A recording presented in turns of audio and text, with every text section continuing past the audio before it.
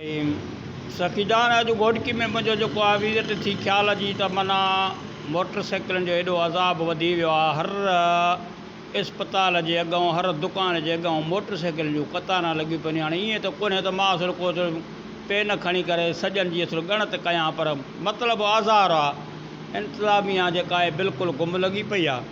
अंदाज़ो लॻे थो त घोटकी शहर में जेको आहे हिन वक़्तु को मरीज़ वञे थो त उनखे वॾी ॾुखियाई पेश अचे थी।